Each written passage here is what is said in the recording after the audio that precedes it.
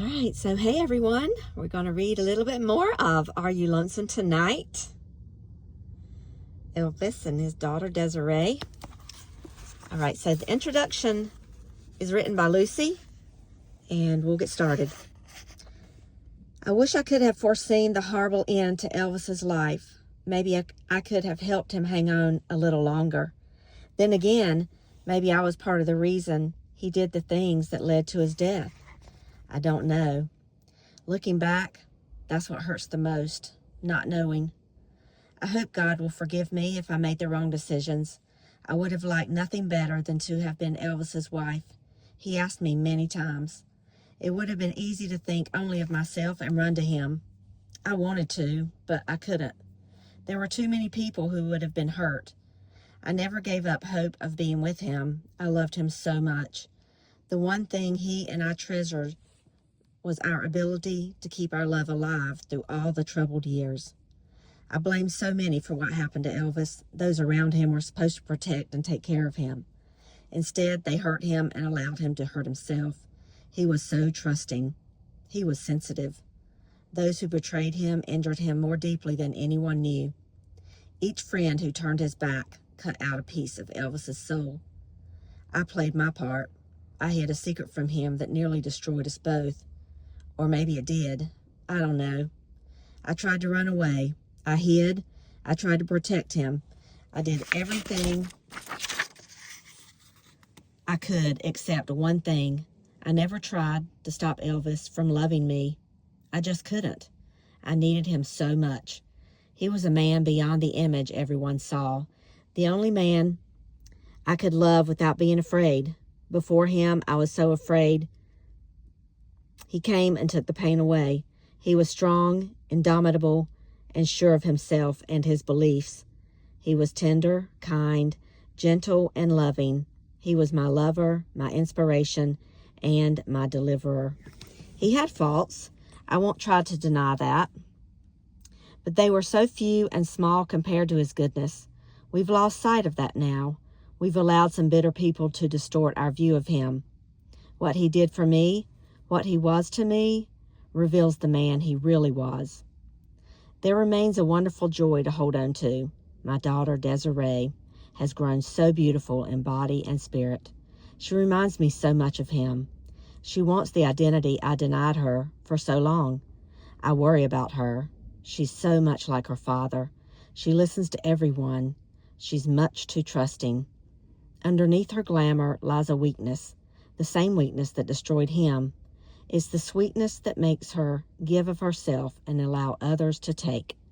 It's hard to explain, but I can see it. Those who are close to Elvis will also see it. I'm so afraid someone will hurt her. She's been hurt enough. I hurt her. I only hope she knows that I was acting out of love. I pray she'll understand why I never told Elvis about her, or why I never told her about him. I thought I was protecting them. I thought I did the right thing. I'm not sure anymore. I recently dreamed that I was with Elvis again when he was struggling to launch his career. I was back with the real Elvis, the young man I knew at the beginning of the road, the boy with the quick smile and the beat-up guitar. He had a zest about him, a determination that would not be denied. Even when I'm awake, so many things remind me of him.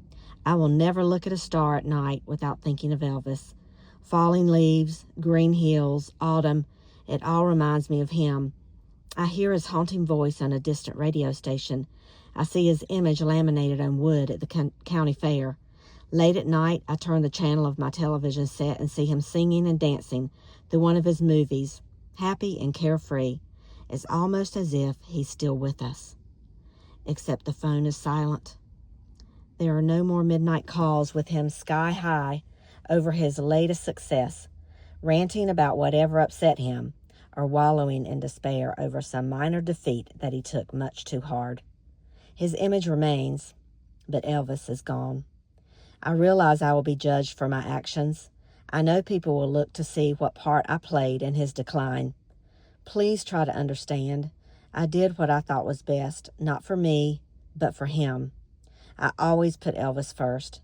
I need everyone to understand that, especially as fans, all of you who didn't know Elvis but loved him as if you did.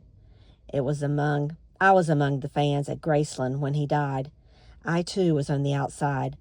I saw the pain in your faces and the tears streaming down your cheeks. You really cared. You cried with me. It gave me comfort. Recalling my past hasn't been easy. Some of it is ugly. I held it inside so long. I banished it from my memory so I could heal. I pretend that the nightmarish images have slipped away.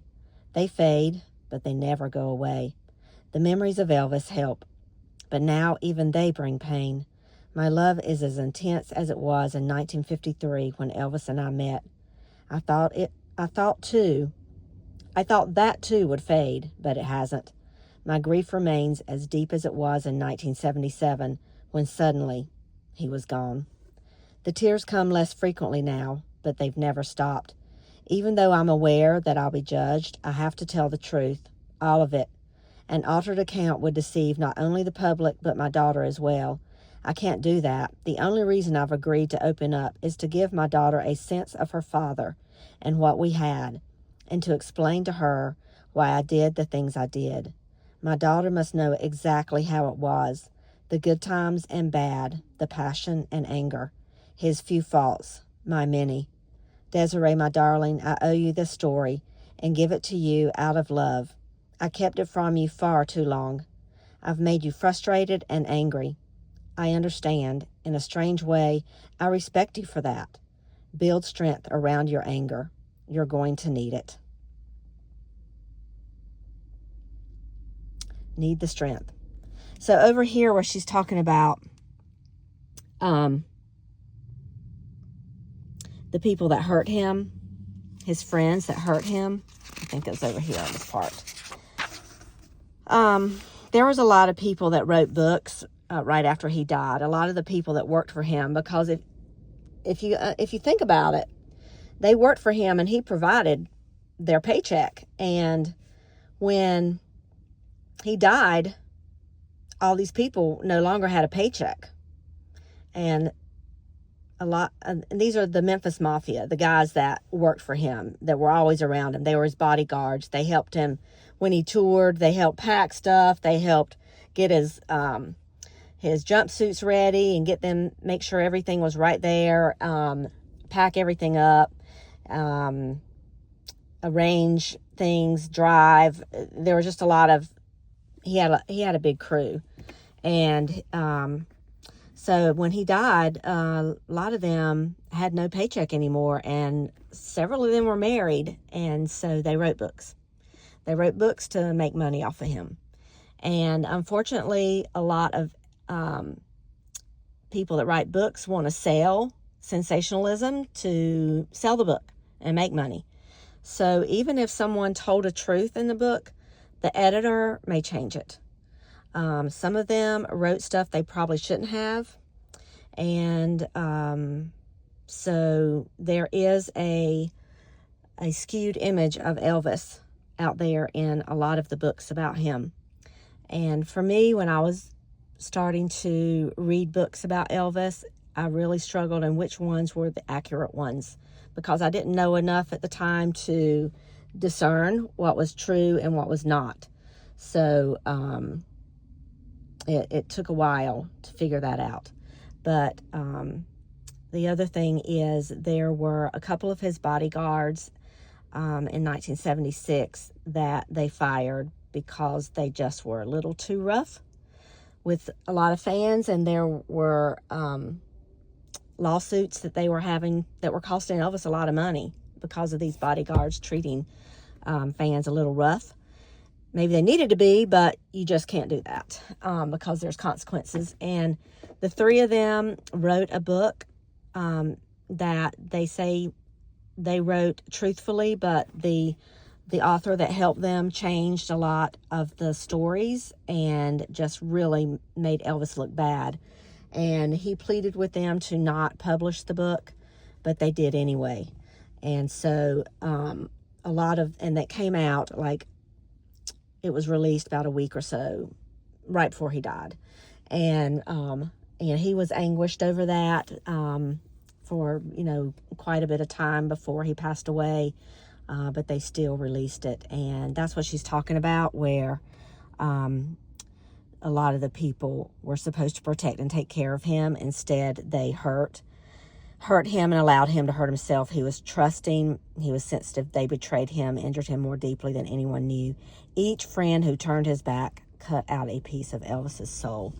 He was extremely trusting of others, and, he grew up that way. And so that was a part of him that he just trusted, and a lot of people hurt him. But anyway, I'm going to stop there right now because I've got to go do some grocery shopping to get stuff for Thanksgiving. And so, but I wanted to at least get the introduction taken care of, and then we can start on the story. Starts 1939. So anyway, that's when we'll get back. We'll get started on that. All right, I'll talk to you later. Bye.